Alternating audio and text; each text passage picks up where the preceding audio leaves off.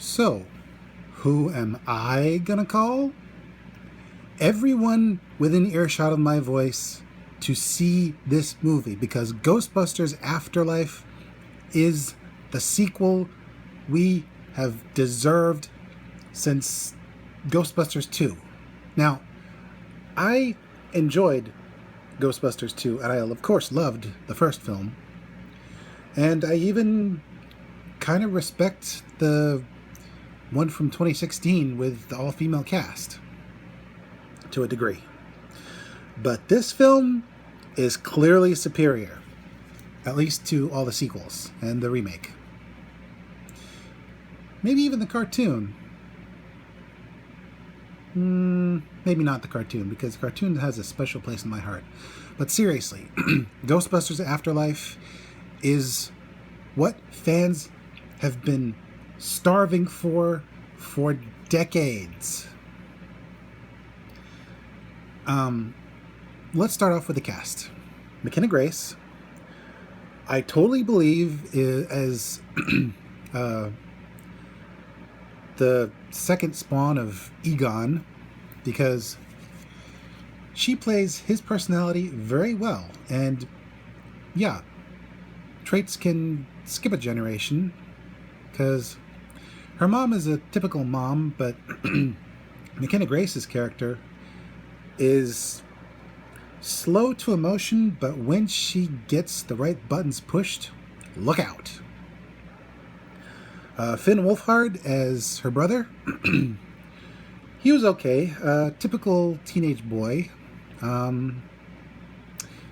Made for a decent sidekick. Paul Rudd. Good fanboy. Not too over the top. And fitting in a later part of the film. The rest of the cast, the young sidekick of Grace's character, total miniature Ray, in a good way. The teenage friends of Wolfhard's character were typical. He does get a sort of girlfriend, and she's not over the top, but not underplayed. She's very well done. Now for the returning cast members. All the returning cast members. Including one which, made me cry happy, sappy tears of joy. They're all used sparingly, but they have these poignant moments where they're remembering the good times, but they're also insisting that they look to the future. What little of it they have.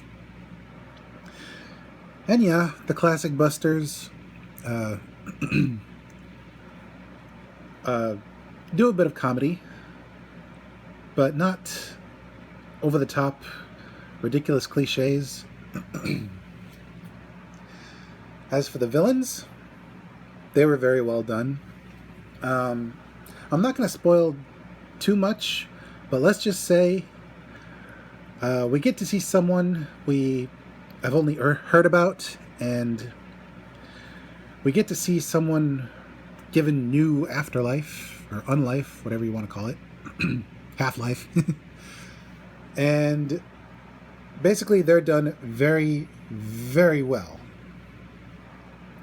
As for the background characters, all very well done. I believed I was in a time capsule that time forgot town, populated by local yokels, but they weren't stereotypes.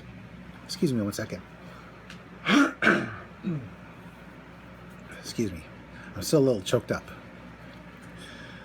The effects were phenomenal.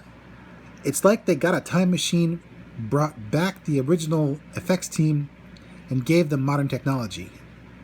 The best effects, especially, were the Gozer dogs. They were beautiful. Practical for some close-ups. CGI for certain scenes. And they looked real. I do kind of miss some of the inhuman claymation, stop-motion-esque movements from wide shots of the previous films. But they made up for it by being believably realistic. I mean, you could see these things haunting a zoo, and it wouldn't faze me to see them walking around. You know, besides the fact that they're dangerous. There is one thing I'm going to spoil. There is a giant sky vortex, but it's done well. It fits with the motif of the classic Ghostbusters, and everything is just so all I'm speechless. Basically, it's like a well-oiled machine made in Sweden. It's that clockwork perfect. As for the story, it's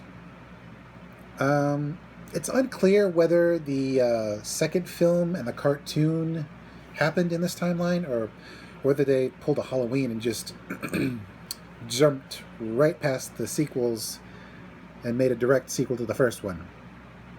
But it is clear that the Ghostbusters have always been the underdogs, and they got a bit too far under this time and parted ways like you would expect.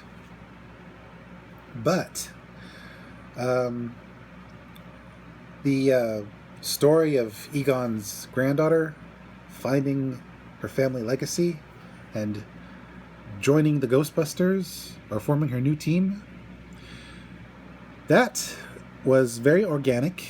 And while the film was a bit slow-ish, it was at a steady pace.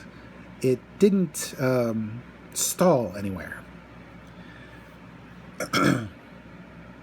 It got things rolling right away, and really, it did feel like a continuation of the classic 80s story. Overall, this film is a love letter to the fans. It has plenty of action, drama, suspense, comedy, and such for modern audiences. It gives us strong female characters that aren't ridiculously woke. It doesn't nerf the boys. Everyone works really well off each other. The heroes, the villains, they all were just well done.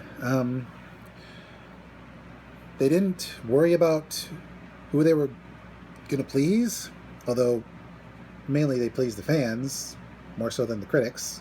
But then again, critics tend to be a bit austere. But the true critics are the fans, and this fan has spoken. Ghostbusters Afterlife is worthy of being seen by everyone who can see it. This film needs to get triple return on the box office. Otherwise, the system is broken, because it deserves every penny we pour into it, especially if we're going to get a sequel. Fingers crossed. This is Mr. J signing out and reminding you that while Harold Ramis may be gone, his spirit lives on in the hearts of every kid and adult who ever wanted to strap on a proton pack and bust some ghosts. They're the best. They're the only. Ghostbusters forever. Busted makes me feel good.